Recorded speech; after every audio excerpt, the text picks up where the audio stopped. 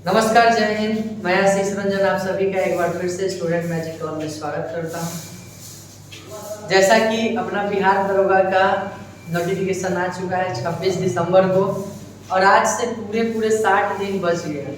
पूरा 60 दिन बचा हुआ है। तो इन 60 दिनों में आपको क्या क्या करना है, कितना पढ़ना है कि आपका हो जाए, ये उनके लिए है जो मतलब अभी कुछ दिन पहले, 6 महीना पहले, 8 महीने पहले स्टार्ट किए हैं। बाकी जो पहले से पढ़ रहे हैं उनके पास तो ज़बरदस्त आइडिया होगा ही, और उनके पास मतलब रिवीजन करने का क्षमता भी ज़्यादा होगा, तो चूँकि वो बार बार पढ़ चुके होंगे ना, तो वो ज़्यादा बार रिपीट कर लिए होंगे, तो उनको याद करने में उतना दिक्कत नहीं होगा और फास्ट पढ़ने में ज़्यादा दिक्कत नहीं होगा।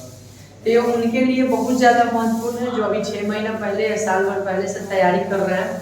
देखिए 60 दिन में आपको क्या क्या पढ़ना है आप जानिए, क्योंकि हम लोग ये सब सफ़र करके आए हैं, तो हम लोग क्या क्या पढ़े थे उसी तौर पे एकदम बिल्कुल उसी ढंग से बताया जाएगा। देखिए सबसे पहला बात है कि बिहार दरोगा में जो अभी मेन आ रहा है, मतलब मेन जो मुद्दा है जो आपको रिजल्ट बनाने लायक है, वो है आपका करेंट अफेयर। क्या है?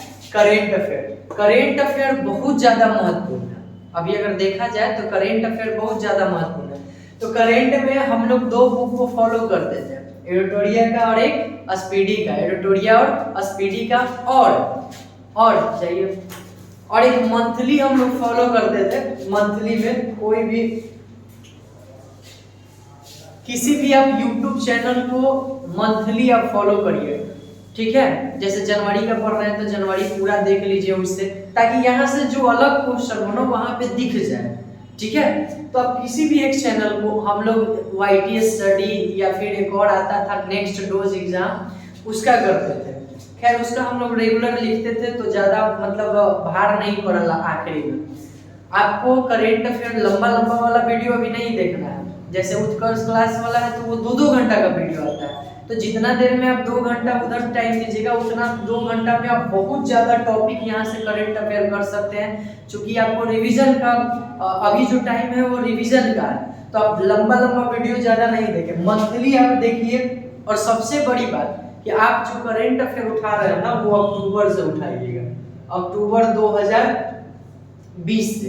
हम ऐसा इसलिए बोल रहे हैं कि चूंकि इस बार ESI में सारा पिछले साल का अगस्त सितंबर अक्टूबर दे दिया था मेंस में, तो आपका कोई जरूरी नहीं है कि जनवरी से ही देगा।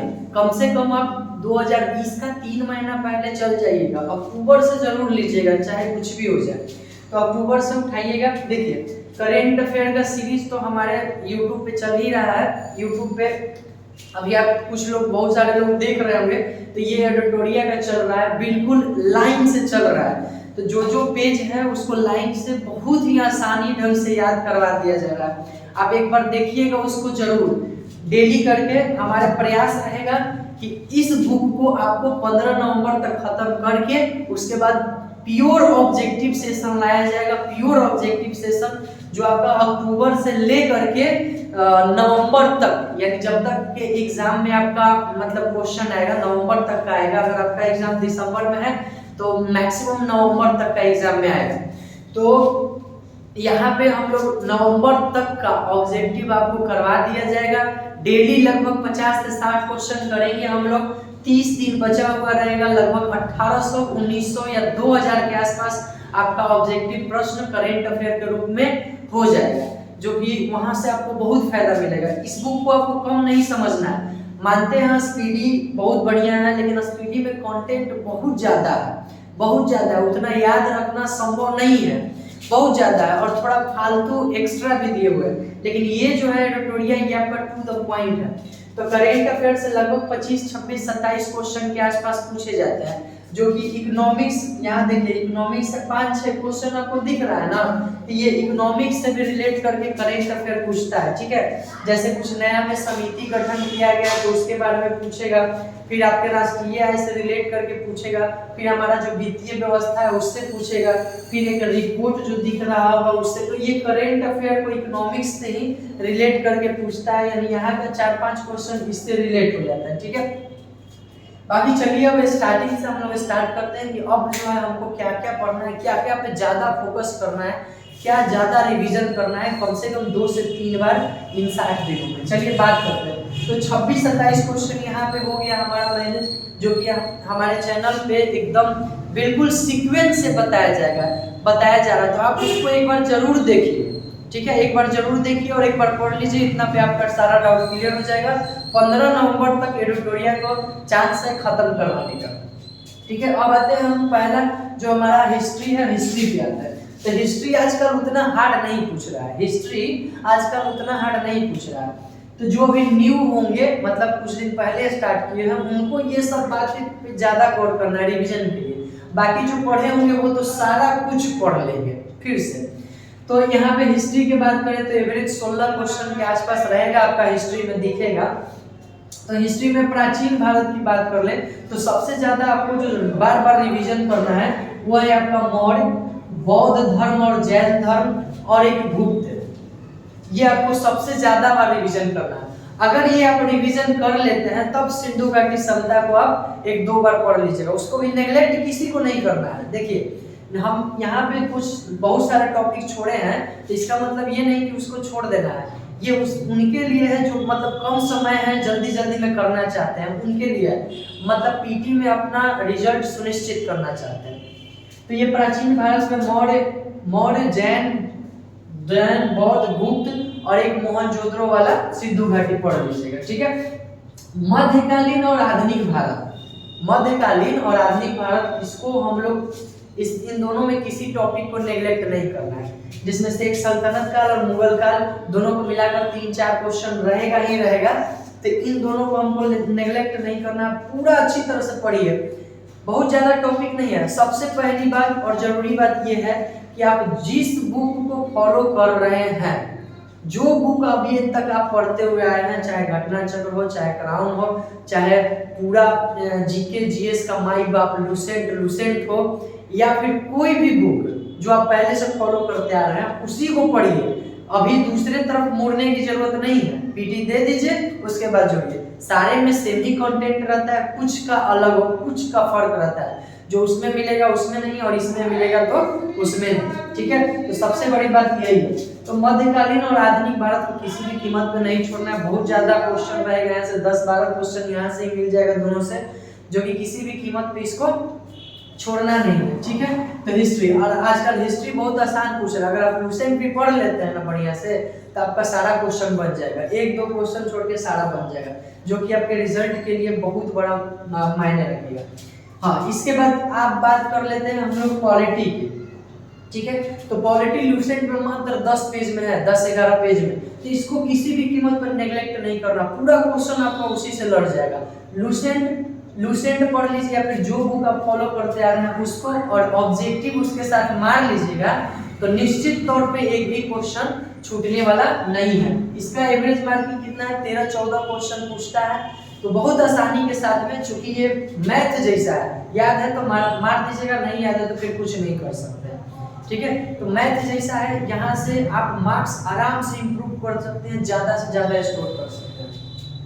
इसके बाद हम लोग भूगोल की बात कर लें तो एवरेज 16 क्वेश्चन, 16, 17, 18 भी, जिसमें से स्टैटिक भी इसी में शामिल कर देता है। जैसे राजधानी वगैरह हो गया, झील वगैरह, तो ये सब स्टैटिक जीके का ही एक पार्ट है। तो स्टैटिक जीके भी इसमें ही कवर कर लेता है। तो इसमें आपको क्या करना है, जो इंडियन ज्योग्राफी है हमारा लुसेंट में, ये भी बहुत कम पेज, 7-8-10 पेज में ही खत्म हो जाता है। इसको बहुत अच्छी तरह से कर लेंगे, जिसमें से पर्वत से हर बार एक क्वेश्चन रहता है, नदी से हर बार क्वेश्चन रहता है, उद्योग एवं खनिज से हर बार एक क्वेश्चन रहता है, वन्य जीव अभयारण्य, जो लुसेंट का पीछे वाला पार्ट है ना, जो भूगोल का, भारतीय भूगोल का पीछे में 3-4 पेज है, वो सब भी स्टैटिक जीके के रूप में आता है। तो उसको भी हम लोग अच्छी तरह से याद कर लेंगे। और जो भी टॉपिक आपसे याद नहीं होगा वो कमेंट में लिख दीजिएगा, उन टॉपिक को बहुत आसानी के साथ आपको याद करवा दिया जाएगा। जनसंख्या हो गया, जनजाति, कृषि, मिट्टी, ये सब को हम लोग अच्छी तरह से पढ़ लेंगे भारतीय भूगोल में। यहाँ से हर बार क्वेश्चन एक ना एक मिल ही जाता है। अब बात कर लें विश्व भूगोल की, तो भाई ज़्यादा टाइम तो है नहीं कि सब चीज़ पढ़ते रहेंगे। तब विश्व भूगोल में ब्रह्मांड सौरमंडल पढ़ना है, जहाँ से एक क्वेश्चन हमेशा रहेगा।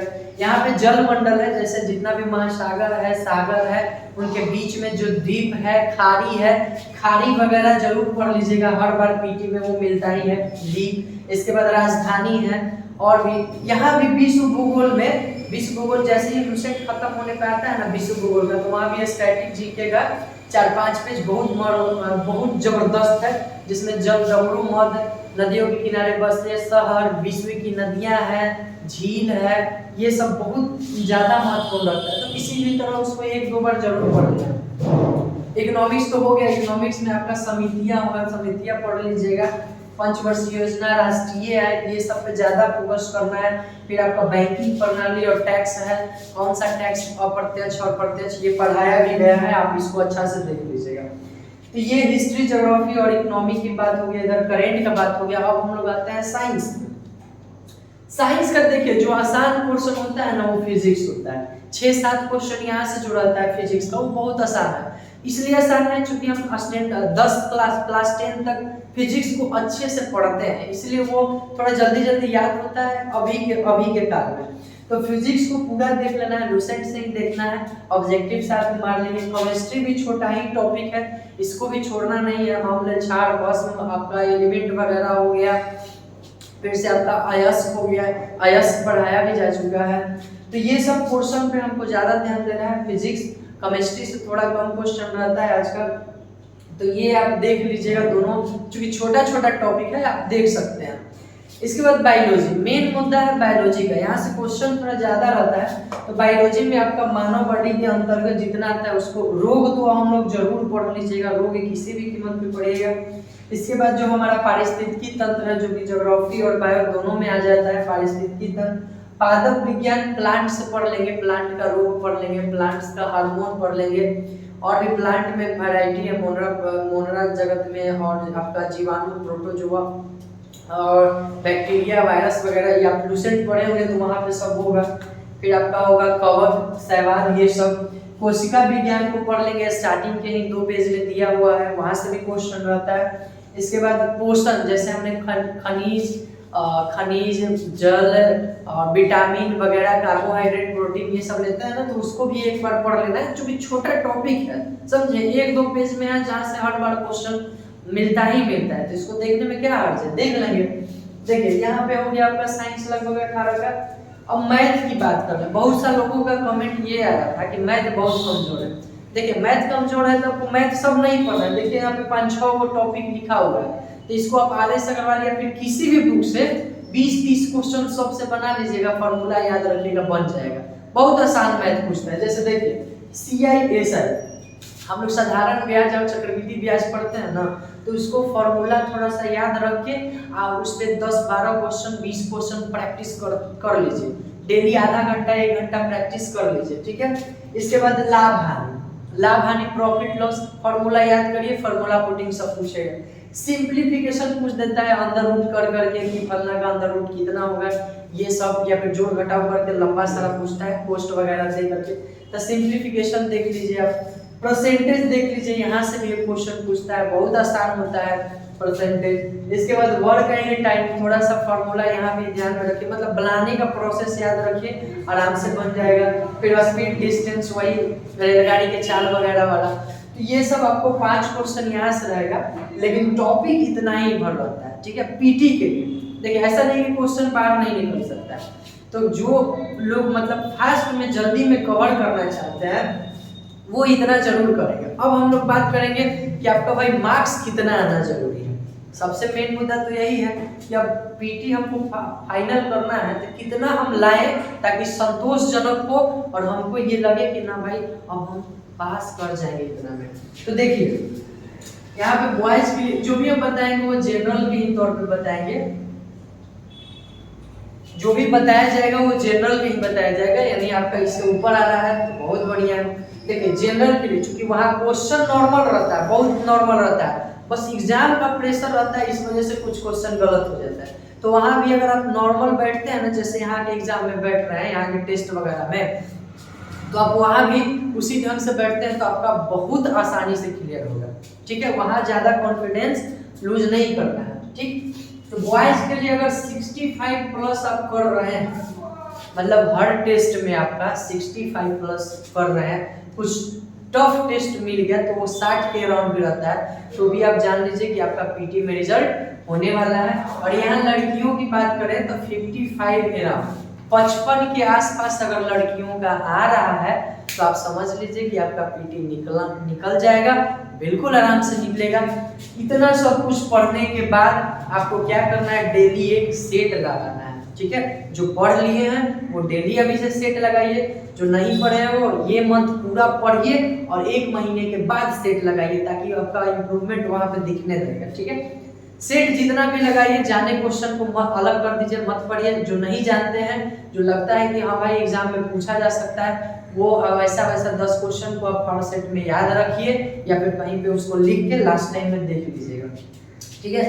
तो बॉयज 65 अराउंड कर रहे हैं तो आप निश्चित तौर पर आपका रिजल्ट बनने वाला है। 65 प्लस हमेशा करिएगा। बाकी क्वेश्चन के ऊपर रहता है, अगर मान लीजिए आसान क्वेश्चन पूछ दिया तो 70 भी प्लस जा सकता है, थोड़ा सा टफ पूछ दिया तो 60 के आसपास भी रह सकता है, तो बाकी क्वेश्चन के ऊपर डिपेंड कर रहा है। लेकिन हम एक अनुमान तौर पे बोल रहे हैं कि अगर आपका हर सेट में इतना के अराउंड आ रहा है तो आप निश्चित तौर पर ये एकदम से लिख लीजिए कि आपका रिजल्ट क्या हो रहा है, बनने वाला है। लड़कियों के लिए 55 के आसपास आपका हर एक सेट में आ रहा है तो समझ लीजिए कि आपका रिजल्ट बनने वाला है, ठीक है।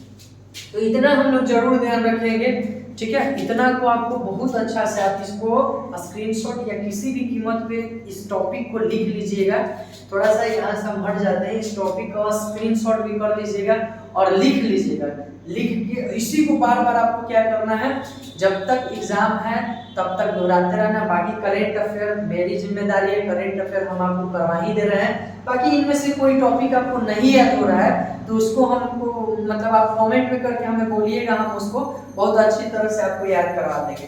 ये 60 दिन का है, आप लोग अभी से ही कम 12 घंटा मेहनत करिए, 10 से 12 घंटा ये सारे टॉपिक कवर हो जाएंगे 2 महीना में। निश्चित ही 12 घंटा आप अगर मेहनत कर रहे हैं 10 से 12 घंटा तो आपको 60 दिन का एक स्ट्रेटेजी बनाइए। डेली दिन काटिएगा ऐसे ऐसे लिख के, हाँ भाई पहला दिन हम इतना कुछ सीखे, इतना दिन पढ़े, फिर दूसरा दिन ऐसे 1 से लेकर 60 दिन लिख लीजिए या फिर कैलेंडर पर 1 दिन काटिए, तब देखिए हाँ भाई इतना चीज हम आज सीखे हैं रात तक या फिर सुबह उठते, फिर दूसरा दिन ऐसे काटिए, तीसरा दिन, चौथा दिन ऐसे काट करके आप सीखिए और डेली सोचिए कि हम क्या आज नया सीखे, ठीक है।